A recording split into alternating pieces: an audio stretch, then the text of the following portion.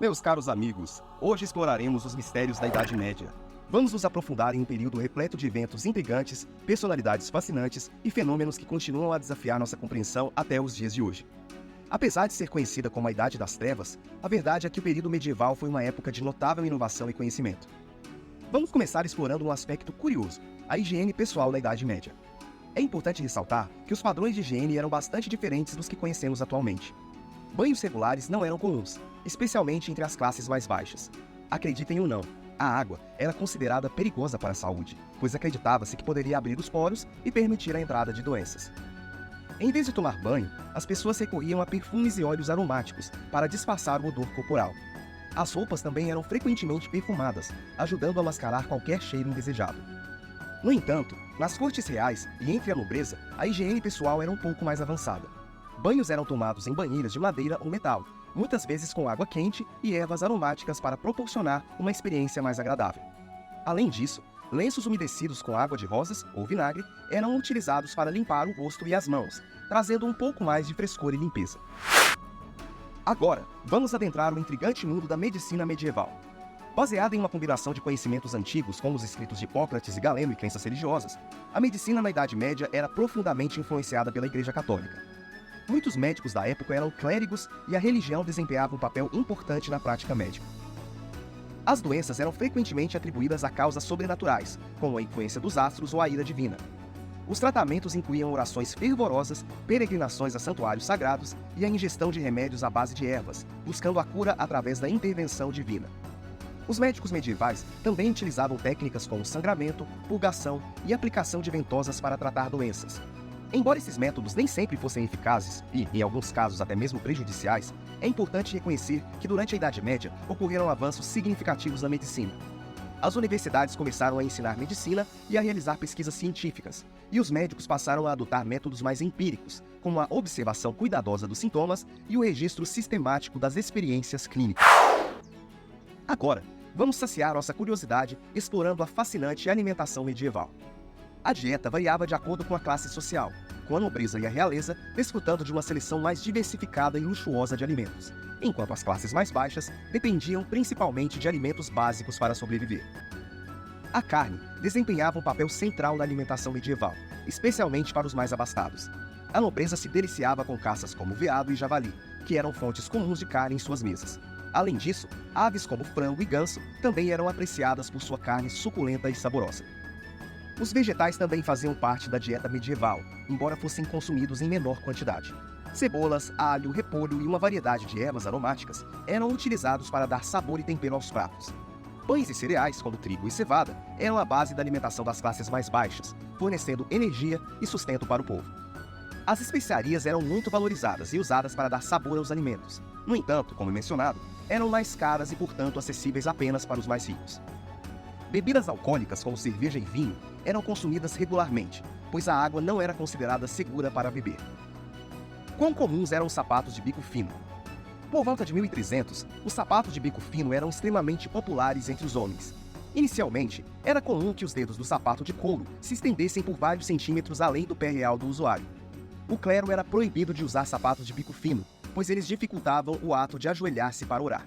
No entanto, alguns clérigos desafiavam essa proibição e usavam esses sapatos extravagantes, que eram símbolos de riqueza e ostentação. Além disso, esses sapatos causavam danos aos pés. Evidências arqueológicas indicam que joanetes eram comuns durante os séculos XIV e XV, período em que os sapatos de bico fino estavam em alta. 27% dos restos mortais encontrados em cemitérios de pessoas ricas apresentavam joanetes. Entre os frades, esse número chegava a incríveis 45%. Muitos desses restos mortais também exibiam fraturas e outras lesões nos pés. Com que idade as pessoas se casavam? Não havia um padrão definido para o casamento naquela época, mas em média, os homens se casavam por volta dos 20 anos, enquanto as mulheres se casavam na adolescência. No final da Idade Média, a idade para o casamento das mulheres aumentou. A lei canônica incorporou o casamento e restringiu o casamento de adolescentes durante a puberdade ou por volta dos 12 anos de idade. Da mesma forma, os homens geralmente não podiam se casar antes dos 14 anos.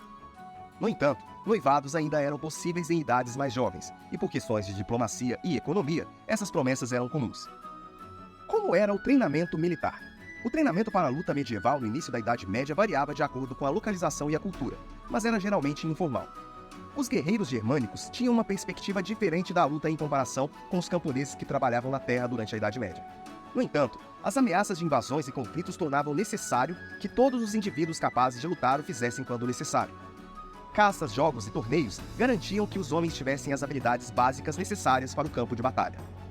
A guerra medieval era travada durante a temporada de lutas ou quando as colheitas não precisavam ser cuidadas e a colheita não estava pronta para ser feita.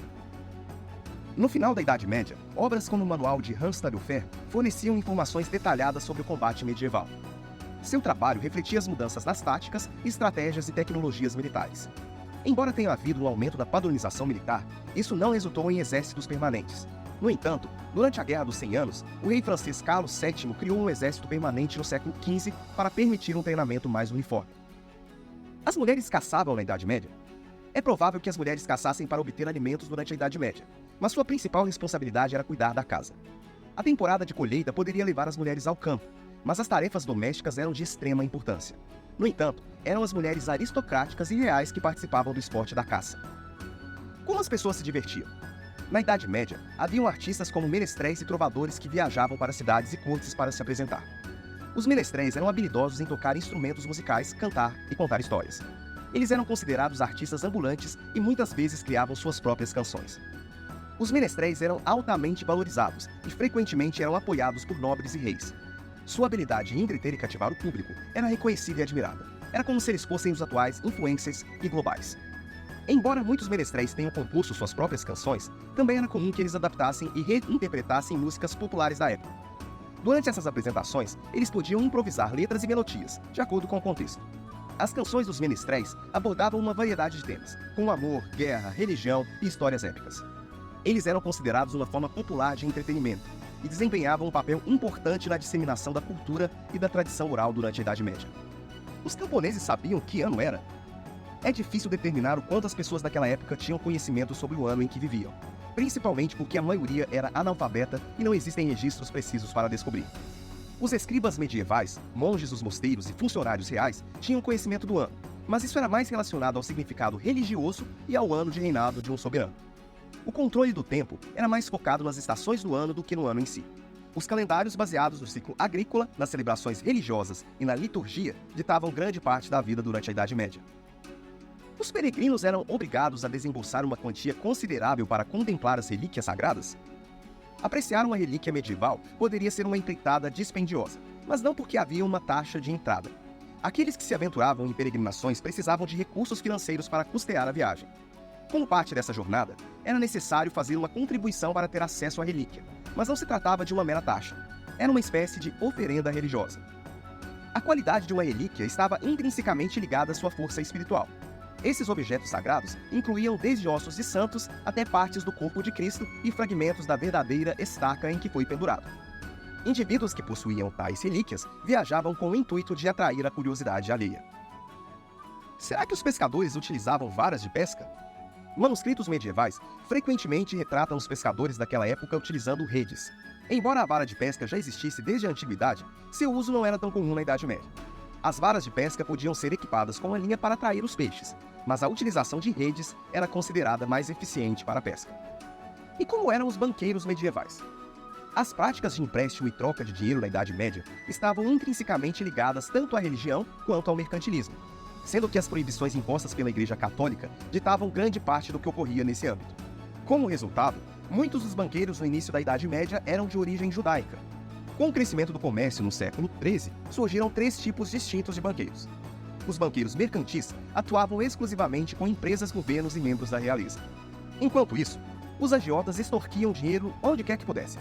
No meio deles, encontrava-se os cambistas e os banqueiros de depósitos, que se beneficiaram de uma reavaliação no século XIV do que era considerado juros sobre empréstimos.